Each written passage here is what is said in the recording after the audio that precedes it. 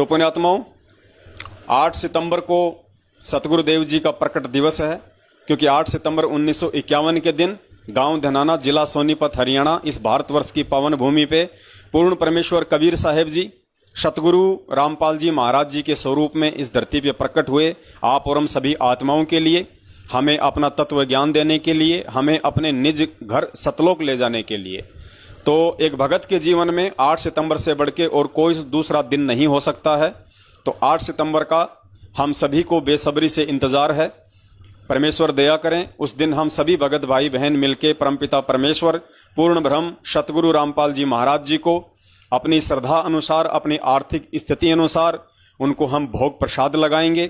42 minute की YouTube पे भोग प्रसाद की आरती है, उस आरती के साथ हम परमेश्वर को भोग लगाएंगे। बैठ के 2 या 3 घंटे हम परमेश्वर का सत्संग सुनेंगे और उस दिन हम परमपिता परमेश्वर से यही बारंबार विनती करेंगे, प्रार्थना करेंगे और अपने भाग्य को हम सराहेंगे कि हे परमेश्वर, हम जैसे तुच्छ 2 कौड़ी के जीवों पे इस कलयुग की बिजली पीढ़ी में आकर आपने कैसे दया कर दी परमात्मा, कैसे हमें आपके मुख कमल से ये तत्व ज्ञान समझ में आ गया परमेश्वर। हमारा अहोभाग्य जो आप आए हम जैसे दुष्टों के लिए, नीचों के लिए, जो आपसे धोखा करके आए थे परमेश्वर, फिर भी आप दयालु हैं और अपने गुणों अनुसार परमेश्वर आपने हम तुच्छ जीवों को संभाला। तो परमेश्वर हम सभी के ऊपर इस कलयुग में आपकी बहुत बड़ी ये मेहरबानी है और इसी मेहरबानी को बारंबार सतगुरुदेव जी के आगे रखते हुए और उस मालिक के प्रति अपनी भाव, श्रद्धा और लगन और संपूर्ण जो भी समर्पण भाव है उन सबको सामने रखते हुए 8 सितंबर को हम सभी भगत भाई बहन परमेश्वर का प्रकट दिवस मनाएंगे। तो वैसे तो हमने 8 सितंबर तक रोजाना सतगुरुदेव जी के प्रकट दिवस को लेके उन्हीं के सत्संगों के आधार से कि परमेश्वर प्रकट हैं, परमेश्वर प्रकट हैं, भाई समझ जाओ, दुनिया समझे ना समझे, आप भगत हो, कम से कम आप तो समझ जाओ। और परमेश्वर कहते हैं इब कै दाव मत चूक मेरी प्यारी, अर्थात हे मेरी प्यारी आत्मा, अब की बार ये दाव मत चूक जाना जो बड़ी मुश्किल से तेरे हाथ लगा है, बिल्ली के भाग से छीका टूटा है। अपने सतगुरु को पहचान, वो पूर्ण ब्रह्म परमेश्वर कबीर साहब वो सतगुरु रूप में ही आता है, संत रूप में ही आता है, गुरु रूप में ही प्रकट होता है।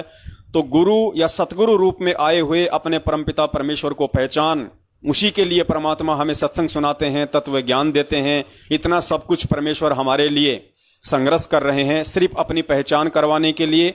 तो पुण्यात्माओं, अब हमने इतना ज्ञान प्राप्त होने के बाद में और इतने ढेरों सबूत, प्रमाण और संकेत मिलने के बाद में, ऊपर से साध संगति की लगातार दया होने के बावजूद अब हमने अपने प्राण प्रिय पूज्य सतगुरुदेव जी को समझने में देरी नहीं करनी चाहिए और उनके अलावा हमने इष्ट रूप में किसी अन्य को नहीं पूजना है। हमने कबीर जी की फोटो का प्रकट दिवस नहीं मनाना है। जब हमारी आंखों के सामने जिंदा कबीर धरती पे प्रकट है तो कबीर जी की फोटो का प्रकट दिवस मना के हम अपनी अल्प बुद्धि का परिचय देंगे, अपने गुरुदेव को हम दुखी करेंगे। तो ऐसा कर्म हम ना करें जिससे हमारे गुरुदेव दुखी हों। मस्तक लाग रही मारे गुरु चरणा की दूर, मस्तक